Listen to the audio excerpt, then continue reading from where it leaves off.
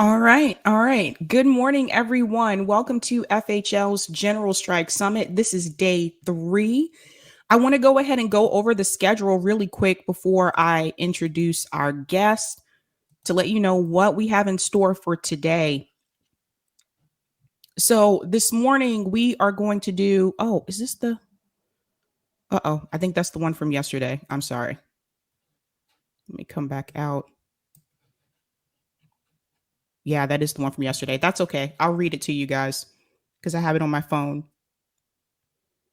All right. So this morning, we're going to do snowball effect of labor actions. That's going to be the first episode we have here with Franco, Ricky, and Trevor. At 12 p.m., we're going to do digital rights and owning our data. That's with Ron Paclone. At 1 p.m., there's going to be a second disability rights panel with JB. JB has guests for that. 2 p.m. is organized labor. That's with Savage Joy, Chuck Modi, and Liz Medina. Liz Medina is from Vermont AFL-CIO. That'll be with JB and Kamali. At 3 p.m., we have direct action and defending water. That's going to be with Nico, Fiorella, and me. And I think CJ is going to jump on that as well. And then at 4 p.m., we have ongoing strikes across the country. That's going to be with the Vanguard. That'll be hosted by Kamali. I think Nick, Josana, and me might jump on that as well. 5 p.m. is worker co-ops with worker co-ops versus capitalism. That's going to be with Kamali, and his special guest is Kali Akuno of Cooperation Jackson. 6 p.m. is developing dual power with Kali Akuno, Johnny Akzam, and Ken Davis. So that's going to be more focus also on worker co-ops. That's going to be heavily important to check out. That'll be with Kamali. And then from 8 p.m. to 10 p.m., we're going to have an activist panel. That's going to be with Logan, Liv, Josana, and Indy Left is also going to be on that panel as well. I want to go ahead and welcome our guests and get started with our first episode. If we can go around and everyone introduce themselves, let's go ahead and start with Franco. Your mic is muted. Forgot to unmute it. What's going on, everybody? My name is Franco. I host a show called Frank Analysis. I do solo videos, I do interviews, panel discussions, and on-the-ground videos, broadcasting events, and chasing down politicians whenever I get the chance. Thank you guys so much for having me on. I look forward to the discussion. Thanks for coming on, Franco. Ricky? Hey everyone, my name's Ricky. You might know me as Ricky Rants. I'm one of the co-founders of March for Medicare for All. We had our first day of action July 24th of this year, where we did demonstrations all across the country with thousands of people. And we're continuing to do more actions. We have an action tomorrow morning at the Pfizer headquarters here in New York City, where I live. And we'll be doing a lot more stuff as it comes. Thanks so much. Trevor? Yeah, hello, everyone. My name is Trevor Beitelman. I'm the president and business agent of BCTGM Local 3G. We're currently the people that are on strike against the Kellogg company. Thanks so much. And Rome? Y'all should know me. I'm trying to get this show on the road. Y'all should know what I do. Tour for the poor. I travel the country, and I have shiny things in my hand while I push socialism. That's what I do. Awesome. So I want to get started talking about the marches for Medicare for All. Now, I know Ricky, Franco, Rome, I know like all 4 of us actually were involved in those. I want to start off with, what do you think, what did you learn from that experience, and what do you think we can do better going forward? Because the plan, I think people may not know this, but the idea is to continue to do those marches. Let's go ahead and start with Ricky. Sure. The thing with Medicare for All is that when there's an election, people get really hyped up about Medicare for All. And then as soon as, the elections are over, it kind of goes away, and we're fighting over really stupid stuff instead of like good legislation that could help people. So the idea behind March for Medicare for All was to keep, the national buzz going for single payer healthcare. in America. So we're going to continue to do actions, and we're going to really ramp it up. Like I said, we're going to do something at Pfizer tomorrow, but we're going to continue to do more. We'll have our National Day of Action again sometime next year. We'll announce that at some point, hopefully in the next few months here.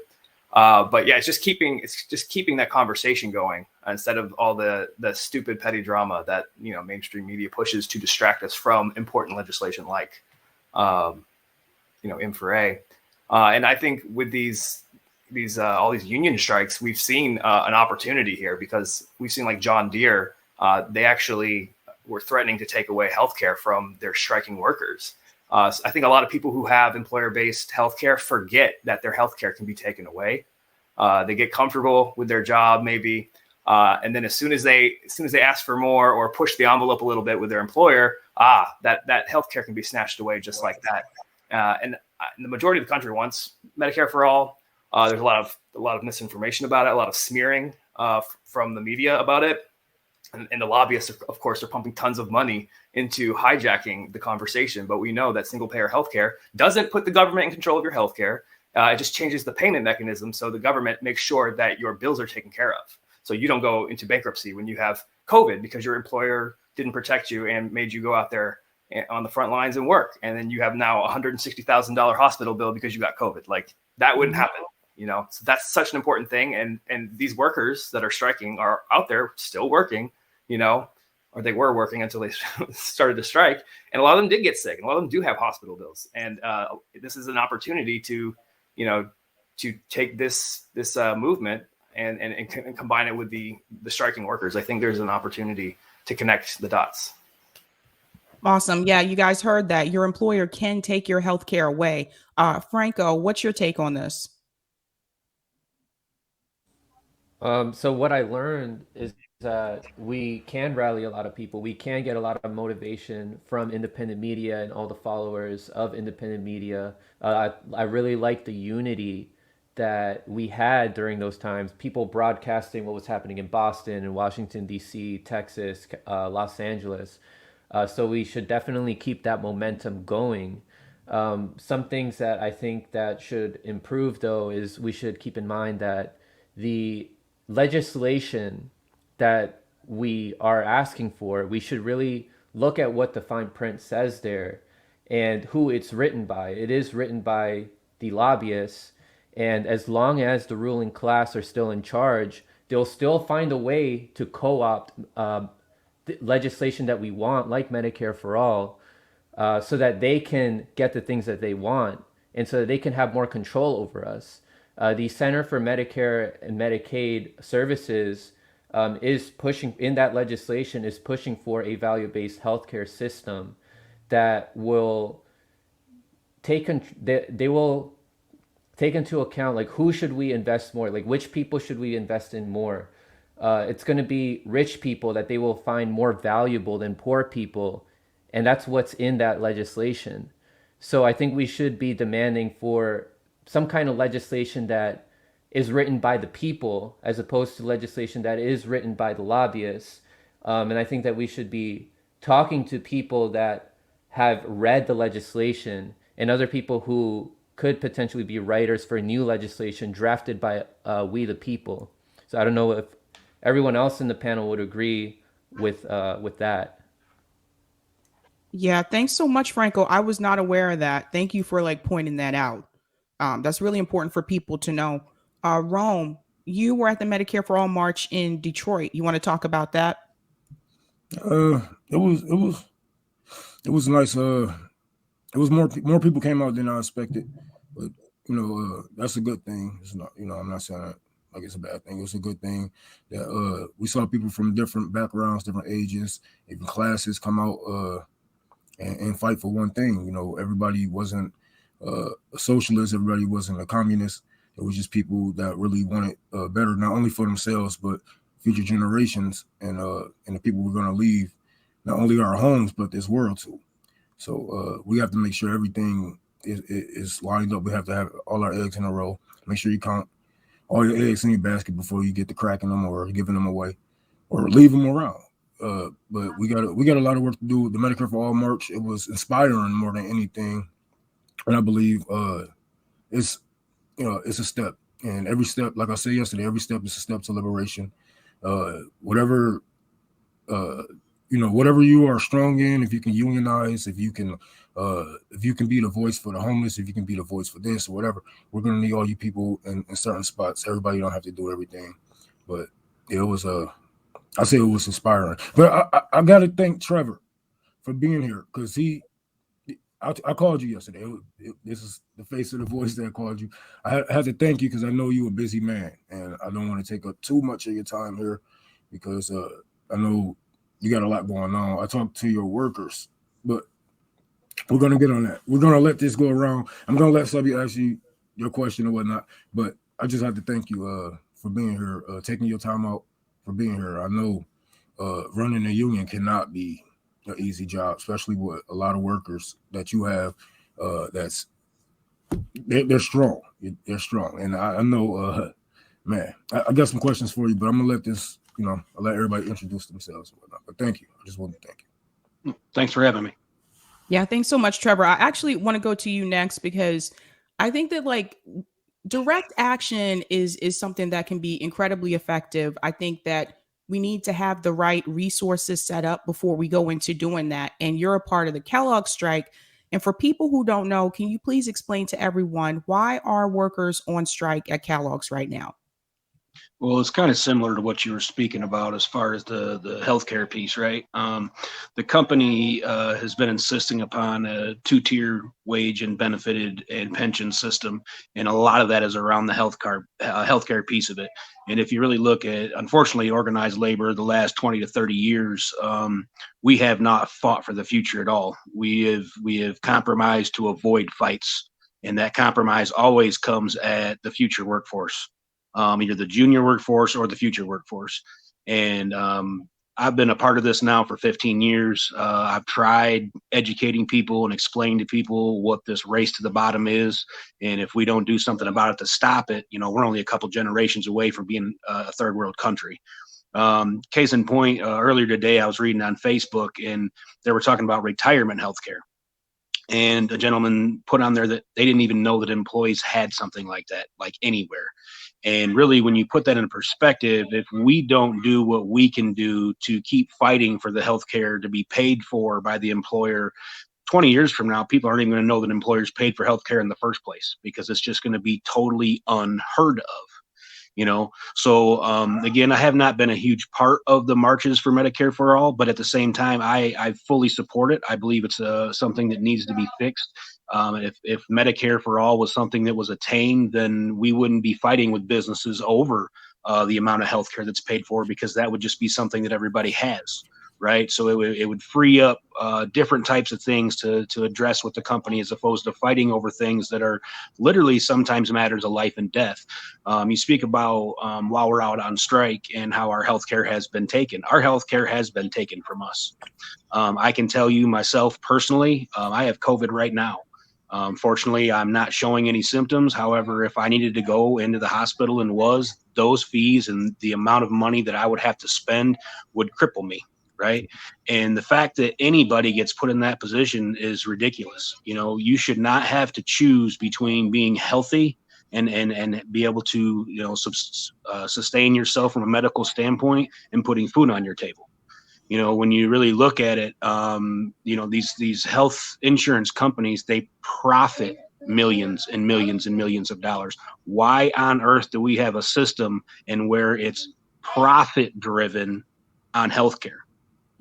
All that is doing further is exploiting workers even further, putting you in positions that you don't need to be in. You look at, 20, 30 years ago, a family could be raised with one household income, working 40, 50 hours a week, and still putting money towards a savings or possibly a college fund. That is completely unheard of now. Across the entire country, everyone is working two people in a household working 60 hours a week, living paycheck to paycheck, while we got people like Bezos flying rockets out of the earth.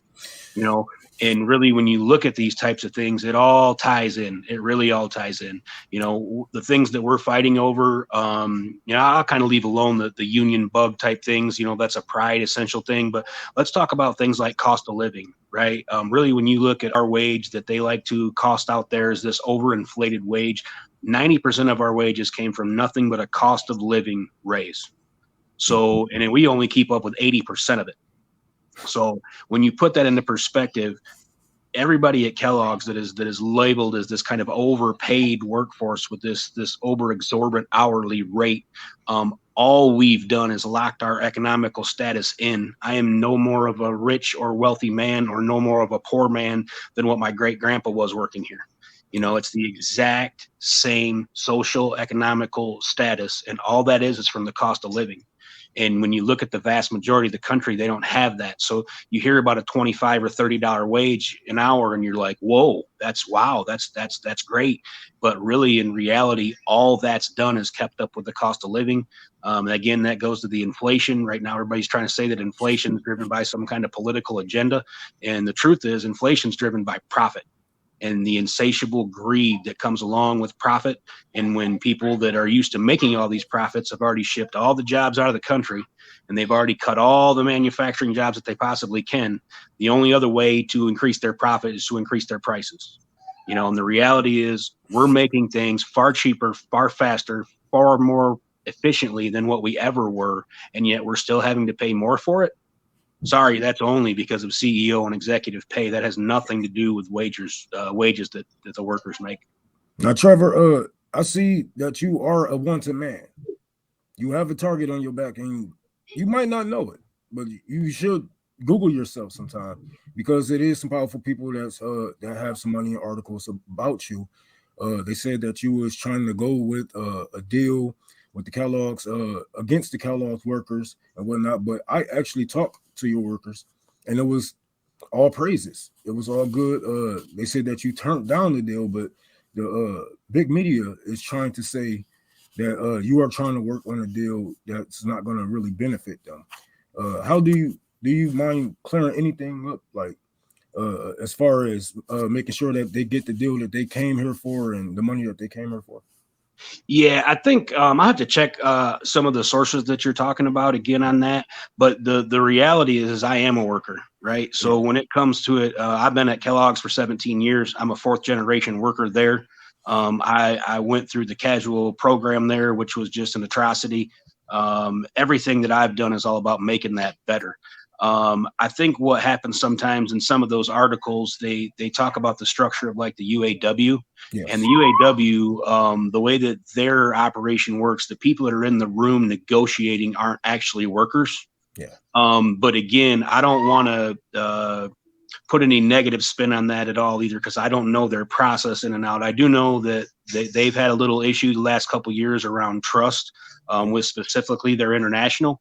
But again, I don't know the nuances of that. But what I can tell you is the big difference there is our people that are negotiating with the room, in the room with the company, we are all workers. Yeah. You know, we're all committeemen that have all been elected directly by our peers.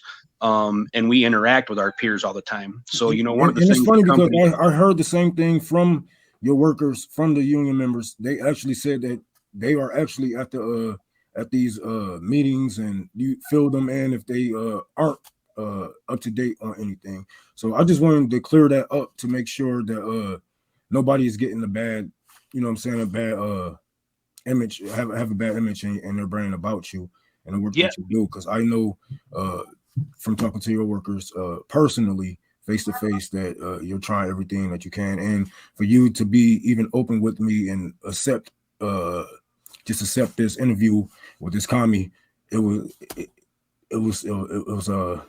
heartwarming to see that we all can come together. We all have class consciousness.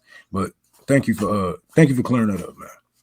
Yeah, for sure, man. I try to be an open book. You know, unfortunately, when you do this job that I've been doing for 15 years, right? Like the votes used to be kind of an 80-20 split, right? 80% of the people were on the good side of it. 20% of the people were on the not so good side of it. In my tenure, I've been stuck with a lot of 50-50 stuff, right? So I can openly acknowledge that in the last 10 years, I've had at least half of my people be on the wrong side of an issue at least once or twice. Right. So that's going to create some things where people aren't real happy. But the one thing that I always try to do is be open, honest, transparent, tell them exactly what went into my thought making decision, what my process was. And then we allow the people to decide. At the end of the day, we always let the people decide. That's one part that's kind of interesting. The company's putting this spin out there that we won't let the people vote. And what they don't realize is the people have already given us the orders that what they want to vote on. And my entire membership, I could specifically speak to Battle Creek Local 3G membership, obviously, but they have been very adamant. Do not bring me back something that you do not recommend. We do not want to vote on it. So that's why we haven't voted on what's there, because they didn't fix the problem. And the whole time we've been very adamant, very upfront with them since the last week of September. Hey, look, this is the issue. And if you don't fix this issue, it doesn't matter what else is there. So like I told them, you can't bring a pot of gold in here and try to give it to me because the future's not for sale. Right. When you look at healthcare and benefits and future workers, it's no different than a family heirloom. There is no price on it. It is not for sale. With that, it's kind of comical because on the for sale piece, they're not even trying to buy it. It's the nonsense that they're offering wage increases, but at the same time capping cost of living at 65 cents. They're basically offering us wage increases that are less than 2% after 18 months of a pandemic in which they profited an extra $1 billion, while we all got stuck working 7 days a week, 16 hours a day. We had 75 of our members out of 325 all have positive tests for COVID. And I see that your CEO, they gross $12 million just a year or whatnot. Like that no, 12 million is what the CEO got paid. They profited $500 million in cereal last year. Fucking crap. So I want to go ahead and point this out to everyone at the bottom of the screen. This is the GoFundMe to support Kellogg's workers. I believe JB has also put it in the chat as well. Franco and Ricky, I want to get your opinion on this. When we talk about direct action and you see what Kellogg workers are doing, we talk about the Medicare for All, marches. Here are two different types of direct action, but we're both fighting for the same thing. Franco, I want to start with you. People are demanding their basic needs, a livable wage and healthcare. And as time progresses through these legislations, like this infrastructure bill, like the Build Back Better Act, and even HR 1976, the Medicare for All Act, that's being pushed by Pramila Jayapal, there are details in there describing how there will be replacements for workers. This includes automation. Some of it includes finding people in other countries to do the work for us. Like, we are becoming more and more replaceable as time passes on. And that's why we do urgently need to have these conversations that we're having here. We need to discuss what are some ways that, because when we do strike, some people may end up losing their jobs because it may count as a no call, no show. So it's great to start having these conversations and bring this to awareness to people and discuss, all right, what are some ways that people can fall back on if this fails? Like, do we have enough money that was raised when we do certain strikes like this so that people can survive? Are they going to have a community to rely on? And also, are we going to be taking money away from these corporations? Good ways to do that is for communities to start growing their own food, supporting local farmers markets. Because as we've been saying, like, these people are finding us more and more expendable. It's absolutely disgusting how they see us as just livestock for them to make more money off of us. And I really am glad that we are actually starting something like this. And rather than just throw everything away and saying we should just do nothing and keep voting for the lesser of two evil, like these people like Hassan Piker are saying, we should present some how we can improve on this, like by coming on this panel and discussing that rather than just dismissing it. So those are things to keep in mind, how over time they see us more and more expendable, and we really need to discuss how we can all organize as communities and how we can make these strikes more and more efficient. Yeah, I agree. Ricky? Yeah, it's bad these days because I think we've let things get bad in this country. So bad that we have so many different groups fighting for so many different things at once that it's really hard to get people to come together for anything. You have people over here fighting climate. You have people over here fighting mandates. You have people over here fighting for healthcare. All of these fights are legitimate in their own, in their own respects, but like we're fractured. We're all over the place. So to bring all these groups together, it's really hard because the media and the powers that be and the authorities, they want us split. They want us fighting. They want us fighting for different causes in our own little pockets of the country. This plays right into their hand. So we have to find a way to bring in the unions to these other cause specific protests. We have to find a way to connect all these dots, and that's part of what we're doing at March for Medicare for All. We're reaching out to student groups and we're reaching out to unions next. That's kind of our focus. We brought in like a lot of political groups under our first wave of protests back in July. So now the focus is more on bringing in the unions and the students. And that would have such a great impact on this movement. And hopefully we can, help each other out. I mean, everyone has their own cause. Everyone has their own fight, and they're all valid, and they all connect. Climate and healthcare have a lot to do with each other. And I want to touch on something Ricky has said. Ricky said that they see us, expendable. They you know what I'm saying. They use us and throw us out, and this is exactly how they is doing Trevor's union with I was talking to. We just had an interview with one of his workers, and they said that they was trying to take their union badge off of their boxes. Now, something like that it might seem small, but that is a powerful statement right there. There's representation. That's power with the workers, and where your food is coming from, who touched it. You can track it back to these people if you was to ever get sick or whatnot. But now they took that off. We can get our food from Australia, Canada. They already sent it. They shipping cereal from Mexico. I believe Canada didn't cross the picket line, but their managers did. Correct me if I'm wrong, Trevor. Yeah, actually, up in Belleville, Canada, that plant is not unionized. So, they're up there doing work. It's interesting. Recently, they released an article that they're going to start hiring now. It's such a farce because they actually had AFMAC. It was a hired group that actually is supposed to supply already trained workers. And what happened is the same thing that happened in 2013 when they brought them into Memphis. These people came into our plants. They've stolen everything that isn't bolted down. They've broke a lot of things. They can't run the facility whatsoever. So the company is now, putting a new spin on it that, okay, fine, since the union won't agree to what we're asking for, we're now going to hire replacement workers. Yeah. Well, you already were hiring replacement workers, and the ones that you grabbed couldn't do what we do. They have sent a message out to all their salary people throughout the entire company, basically volunteering them that they will be coming to the 4 plants to help. Yeah. And again, the reality is, everybody has a role to play. No matter what business you're in, everybody has a role to play. They do what they do, and they're good at what they do, in theory, right? But they're not interchangeable. So no more than I can go in and do some portion, some corporate IT job. I can't do that. That's not what I know how to do. But they also can't come in and fix machinery that's broke. That's not what they know how to do.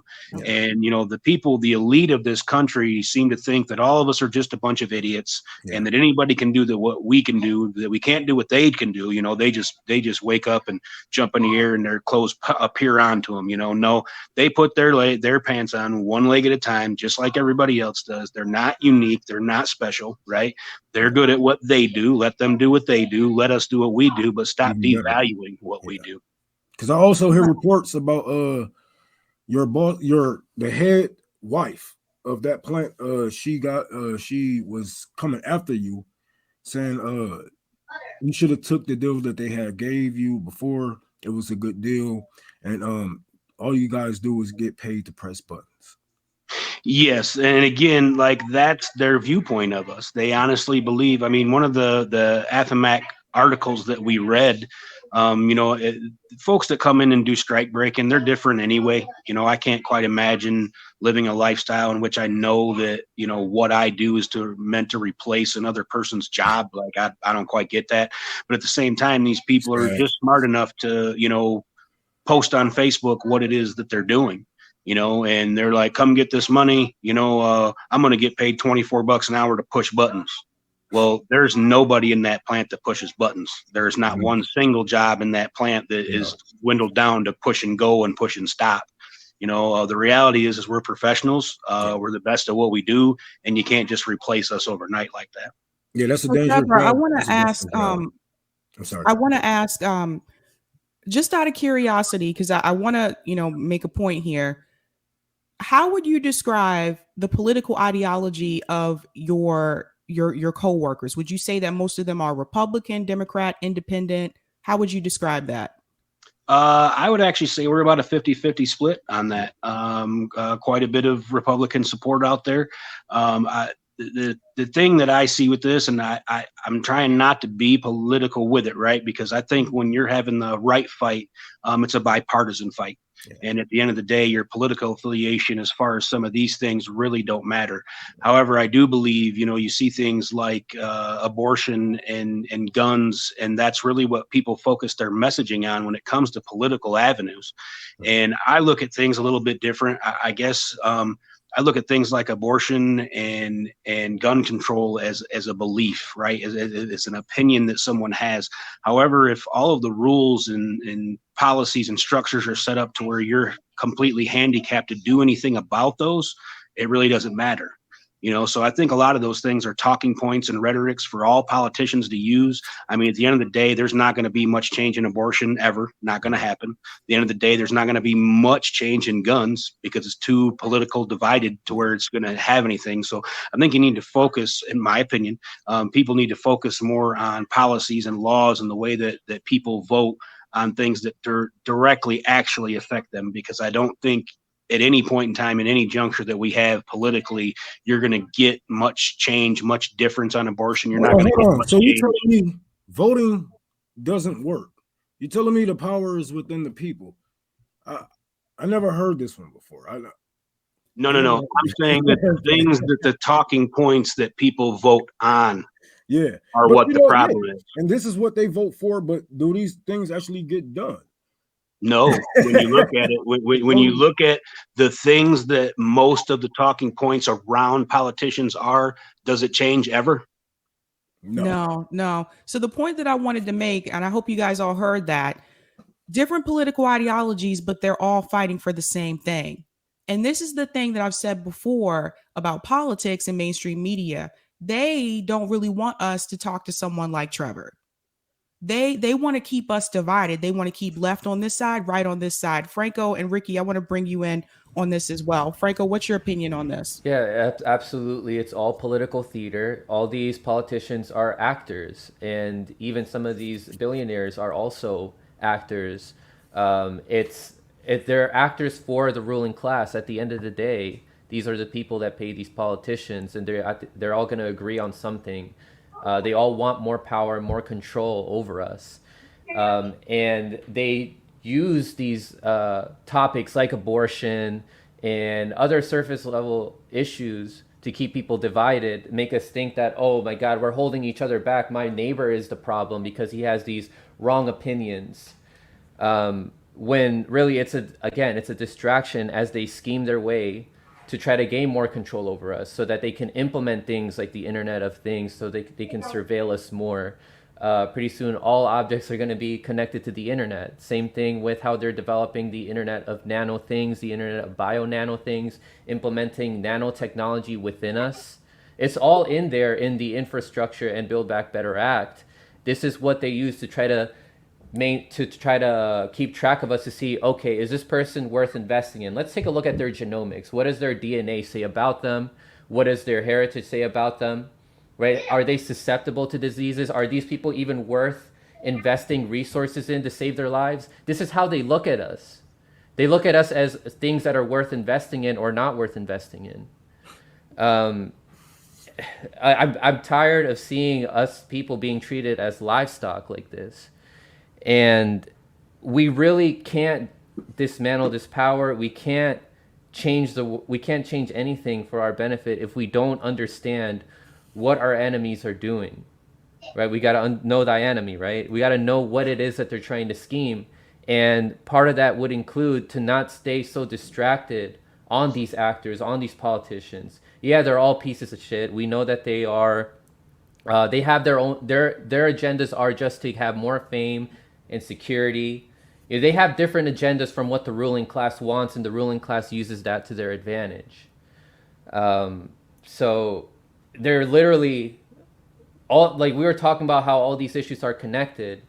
They're literally trying to poison us with the chemical industry, putting all these unnecessary substances in our food, and then we rely on big pharma to treat us, but not to cure our diseases. It's just so that we can keep coming in and buying their treatments from them, treatments that aren't going to cure us and make us dependable on them. So we need to make that more and more aware to people. The more objective you are with the information, the more and more united we will be with other people. So we got to put aside all those surface level issues that they try to distract us with. Thanks so much, Franco. Ricky? Yeah, I've said it many times before, and I'll say it again. Everything in America is a racket. Everything in America is a racket. And they do a good job of keeping us divided. Because the only way to stop this is to come together and say, no, we're not doing this anymore. We're not having it. But they do a really good job. I mean, America has perfected propaganda. They have perfected it through mainstream media. They've perfected it through algorithms on social media. They have forced people into these echo chambers where, oh, my group is right and your group is wrong because my group is, superior to your group. So we have these echo chambers of people that get nothing done because they're just agreeing with their group and disagreeing with the other side. And if you don't agree with your group, they call you a name. It's ridiculous. I'm a left-leaning independent, and if I disagree with Democrats, I get called a right-winger. I'm like, what? Like, you're a Nazi, Ricky. I'm a Nazi. I'm a Red Brown Alliance. You're a Nazbol. There's a new label like every week, and it's like what the cool kids are saying, I guess, right? And it means absolutely nothing because it doesn't accomplish anything, right? So we can't buy into that anymore. We have to stop the BS and get together and fight for what we need. Like, we all need healthcare. We all need good wages for the work that we do. Like, this is simple stuff, but everything's become so messy because of the propaganda and literally the algorithms. Social media has played a huge role in this, and people don't even know because it's so sophisticated. But it's done so much damage to the working class. That's why I make the fight personal and just say, hey, your kids the one that's gonna deal with it. I mean, shit. Ain't like you gotta live with it. Just your kids, your grandkids, gonna probably be on fire or drowning in one of the countries, or maybe they can't grow on their land anymore. Never know. Yeah. Ain't like you got to deal with it, so whatever. Almost everything is designed to keep us distracted and divided. Like, these social media companies are an extension of the government. They gave them funds from the beginning, like Facebook, Twitter, Google, Amazon. They were all, if there was no intelligence community, there would be no Facebook, there would be no Amazon, there would be no Tesla. So it's all designed by this ruling class to use these agencies, to use these private corporations to keep us all distracted like this. 100%. I want to bring this back to the case for a general strike. I'll go to you, Trevor. Based on what's going on, you'll have to remind me, how long have you been on strike at Kellogg's? And based on what's going on, what you're experiencing, do you see the need for for us to advocate for a general strike in this country, whether it's a national general strike or whether it's statewide? Absolutely. We've been on strike now for 6 weeks. And one thing that I've been explaining to my folks, because really some of the things we talked about earlier, right, is my fight becoming your fight becoming my fight, right? And really, from a community standpoint, not only locally, but across the country, the amount of support that we're getting really shows that the fight that we're having is the right fight, and people can get behind the right fight. And one of the biggest things that we have to do as soon as we're done, getting Kellogg's head wrapped around, that we're not going to sell our future, is we have to go start participating in more things. Me as a person, personally, I've done lots of stuff. I've got involved with lots of things, but from a whole entire membership standpoint, we haven't. And we haven't because, hey, let's face it, we became complacent. We had things pretty good for quite a while. And now we're having to stand up and fight for things that, that would be in kind of a common sense standpoint from a company making millions and millions of dollars, that it would just continue as it is. And what we have to do is we have to go make other people's fight our fight. And a general strike, a mass strike, a mass, get the workers all to sit down for a day, would really show this corporate elite who really does make the things in this country and make things work. There's such a big piece that you talk about things, and you'll say the amount of people that you talk to, that when you say, hey, these CEOs, the money they're making, it's ridiculous. These investments, these speculation dollars that are made, it's ridiculous. And the answer you always hear is, well, yeah, but there's nothing you can do about that. That's not true. Really what has to happen is everyone has to stand up. We have to band together. People have to organize, really have to get out and organize people and let people know that, hey, your self-worth and your self-value matters. It's really the most important thing that we all have. And we've all been so devalued by these companies that just think, taking money is the way to go. A general strike, I think, would be huge. But again, to get there is going to take lots of education. Even the people at the top that could call a general strike are afraid of doing one, and that's the piece that we have to change. Where we sit right now at this point in time is almost near an inflection point, and we need to do something about it now, right now. We can't wait. We need to, in the next 6 months to a year, push a large general strike, in my opinion. Yeah, I heard that your union actually went down to Iowa to stand and protest solidarity with the John Deere workers. Can you tell me anything about that, or how did it go? Any information? Yeah, actually, it went great. And this was just one of my members that actually shot me a text message and said, hey, a handful of us would like to go down and support them. I said, hey, that is awesome. That is absolutely awesome. I think a lot of times when you get stuck in this rat race, right, where you're working 7 days a week, 12 and 16 hours a day, you don't even have time to see your own family, let alone go try to help people. So now that we have this, it's unfortunate of how we had to get some time outside of the fence at the plant, but now that we have that, that's what we need to do, and we're doing that. Every chance that we get, we're going to other lines, we're supporting other lines, we're finding out what their issues are so that we can help promote their issues, because again, their fight is our fight and our fight is their fight. Yeah, Franco and Ricky, I want to get your take on this as well. Advocating for a general strike when you think about healthcare and direct action in this country. I'll let Ricky go first.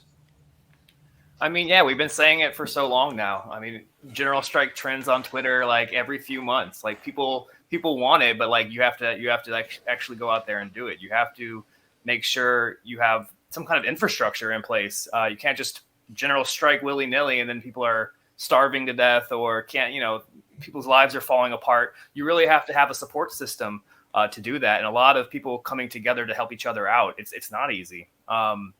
You see it more in other countries. You'll see entire countries kind of flood the streets. It does happen in Europe for various different reasons, but you don't really see the whole country come together here for anything, and that's because we are a divided country and have been for a very long time. The power really does lie in the unions, though, because we have all these major corporations in America, and I mean they're only getting bigger and bigger and bigger. So you have all of these workforces, and if you can mobilize all those workforces, it is powerful. It's great to have these cause-based groups like March for Medicare for All, but we really have to plug into these major groups and help them out and support them. So that's part of where we're headed, is trying to figure out how all of these causes can come together as one. Instead of being so divided, because again, all of these things are important, but we need to come together as one, and it's easier said than done. But the power really does lie in those big unions, because there are so many workers out here in this country, and to see them coming together though, because they're all kind of striking at the same time. That is powerful. I think that's a seed that is planted that could really grow. So this might be the first real step. We've been saying general strike forever. It means nothing if you don't really pull it off, right? But I think that is the first step, is connecting unions together and connecting all these causes together. That's a huge deal. And people and non-union, like, we got to remember that 90% of America is not American workers are not in unions. So it's a lot of people that we got to deal, sex workers, you know. So it's a lot of people that we have to deal with, that we really gonna have to, you know, get out of our echo chambers, get from stop being comfortable. You know what I'm saying? I know that words scare you. I know that the white man with the beard might scare you. I know the black man with the accent might scare you. But what the fuck else are you gonna do? You're gonna know that they're dividing you and keep yourself divided, or you're gonna go talk to these people, learn their language, relate to them. You do it all the time when y'all infiltrate our parties and our movements, but you're not gonna do it for good. As these events keep growing, as they start uniting more, you know, as Ricky was saying, you know, these event leaders need to stay in communication with each other, probably go to each other's events, and the event leaders can make a speech and talk about how this issue is connected to the issue that they are a leader for, you know, a certain event.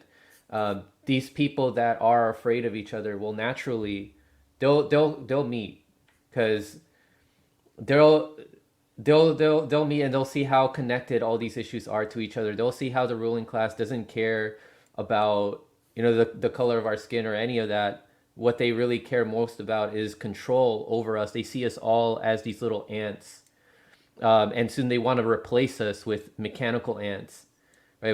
With more automation. And we really need to accelerate, you know, this spread of objective information, which will unite us more. Because sticking to, as we were saying earlier, sticking to this discussions about abortion, whatever they want to have us distracted with, and gun right issues, this will keep us divided. But objective information is what would really unite us in understanding how this enemy, this common enemy that we all have, is literally trying to kill us. Yep, I agree. I want to share something with you guys because Korea has already done this. I'm gonna share my screen really quick. This isn't just a United States issue. This is an international issue. So you can see here, general strike in Korea for workers' rights and just transition. Look at all the people. You come down here. It says Korean unions led by the Korean Confederation of Trade Unions staged a general strike across the country on October 20th to protest attacks on freedom of association, demand union rights, and call for a just transition. Look at the picture of all the people. Holy fucking crap. That's not even a lot of people. Like, I know more. Like, come on, man. That's not even Detroit. That's not even a neighborhood in Detroit. They can get that done, and we sitting here with 350 million of us and counting, but Korea can get this done. Like, come on, man. I know what they're gonna say. Oh, our military. If you used to just stop working, you can drown out the Pentagon. You can drown out the military. What they're gonna do? They're gonna kill you. They need their money. You are their money. You are their money. They need you to make money, make children in order to keep the cycle going. But if you just stop, you can starve them out. You only have to stop for a whole year, just a couple of months, man. You know how fast this money is spent, $700 billion on military bombs, and not even just that, billions of dollars going to the Pentagon. Come on, y'all. You guys saw all the anti-mandate strikes happening all over the world, in France and Austria, Germany. Yep. This could be, and then it's happening in the States too, although it's not being covered enough. But that is becoming a global thing. I think that's a good way. And Max Blumenthal was saying this the other day, that this could help unite people more, help them realize how all this is connected with each other. Like these mandates, like they are connected to the healthcare, and the need for Medicare for all, or a single payer healthcare system. All these issues are connected with each other. So yeah, what are your thoughts on these global strikes that are happening against these mandates? I just want to say, I'll share real quick. They said tear down inequality. inequality is a disaster. It's happening all across the world. It's happening all across the world. I'm sorry, They open don't it up to the shoot. They panel. don't shoot protesters. They shoot y'all, but they kill the leader. That's y'all problem. Y'all keep putting keep putting the leader up without two stepping up every time one fall. That's the problem. When one fall, two go. Two fall, three go. We don't stop. We don't stop because they kill us. That comes with the fight. We don't stop because we're hurt. We get arrested. That comes with the fight. You are fighting for liberation here against evil people who drop bombs on people. Do you understand me? So we got to have that same energy for them like they have for us. If they don't see you as human, then shit, what are you? How should I treat you? That's how we got to be about, like, they don't care. We shouldn't care about their lives either because we got to make this better. We got to do this. That's a great point you make there, Rome, because when you look at the things that we have in this country and what it took to defeat them, you know, you had people standing in front of buses with their family getting beaten and battered and torn and shot and killed to attain the things that we have. Yes. And now, unfortunately, you look across this country and most people are afraid to miss a damn cell phone payment to stand up and fight. You know, we're so held victim of the almighty dollar and what they can do if they take it away from us that we've missed our God-given right to stand up and fight for what we believe in and what we deserve. You know, and this whole notion that, you know, oh shit, you know, if I go out on strike and I can't make my house payment, who cares? Mail the damn mortgage company your keys. Yep. Who gives a shit? Or you just squat in that motherfucker. What they gonna do? Squat in exactly. So when it comes to fighting for what we need to visualize and actually realize what a fight looks like. Yes. Because, you know, our great grandparents, like I said, they took bats to the head so that their children didn't have to work in sweatshops no more. Yeah. Mm-hmm. You know what I mean? And like I said, here we are. Everybody's worried about, well, what's going to happen if my bills aren't paid? You know, who cares if the bills aren't paid? We need to fight. Period. The bottom line is we need to fight. We all need to stand up. We all need to stick together and step back and realize that the worker exploitation in this country that's been taking place, if we don't do something now to stop it, we're 3 generations away from being a third world country. I agree. We have 5 minutes left, but I want to go ahead and shack up. If you get evicted, shack up. Shack up. Some parts of the country are already considered third world. There's been studies showing that. Yeah, I want to make sure I want to answer Franco's question about the protests with the mandates going on across the world. Nick was just mentioning this the other day that in some countries they're telling them that they can't buy food. If exactly, they can't even go into the grocery stores unless they show their papers. And like, pretty soon there will be a digital ID that we need. I think it's ridiculous. I think this is a Black Mirror episode. Like, I really feel like, I don't know if you guys ever watched Black Mirror, but I feel like we are in a Black Mirror episode right now. Like all of those episodes. All the episodes are coming together. Every one of them.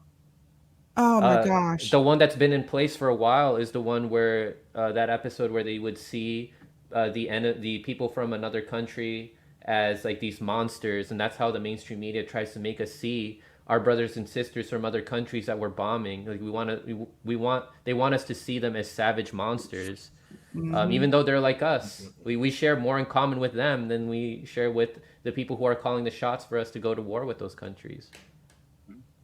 Absolutely. I want to shout out the next direct action that's happening on Monday. This is Ricky. Can you talk about this while I pull it up? The one at Pfizer. Sure. Tomorrow morning, bright and early during rush hour, we're going to be at Pfizer's headquarters on 42nd Street right here in New York City. We're demanding Pfizer support Medicare for all or come out against it. They're literally lobbying the government, making billions and billions of dollars. They've made all these countries sign these ridiculous agreements. If you've seen the leaked documents for the vaccines, you see that they're literally like collecting assets from small countries for these vaccines and pretty much, taking over small countries, more or less. So, it's absurd that a company that makes billions and billions and billions of dollars can sit here and just leech off the money. The government literally gave them billions of dollars to make these vaccines. So at this point, it's absurd. So we're just going there and say, all right, you either endorse Medicare for all or come out against Medicare for all. And we're going to try to apply pressure. We've written letters, and now we're going to do a little display of action right there. So that's what it is tomorrow. Yeah, so this is Occupy Pfizer with us and bring the fight for Medicare for all to them. This is happening on tomorrow, Monday, November 15th, 8:30 a.m. to 10:30 a.m., 235 East 42nd Street in New York City. And Josana, our FHL comrade, I know is going to be there. Sharif as well. Scott from the Medicare for All Marches, he's also going to be speaking there as well. So if you are in the area, please check that out. Guys, thanks so much for all of you coming on. Like this is I think want this is a great to conversation. ask Trevor one more thing because I think it's I don't want to say concern trolling, but how do, because when I was there it was all love, but how do the neighborhood support do the neighborhood support you guys striking out there or whatnot? Oh, it's been awesome. You know, it's something that wasn't quite anticipated. I was expecting maybe a 50-50 deal. You got to realize Kellogg's generated in Battle Creek, Michigan. There isn't really, you can't go anywhere without Kellogg's names on auditoriums, libraries, football stadiums. I mean, it's everywhere. But the reality is, since 1995, when they started shipping jobs out of the country left and right, cutting jobs, not only did they do that to the plant where we used to have 4,000 people, now we only have 325. They've also did that to the people downtown, and they don't do it in a manner in which is even respectable. You know, they basically tell you, here, we got your same job over here in a different country, maybe sometimes a different city.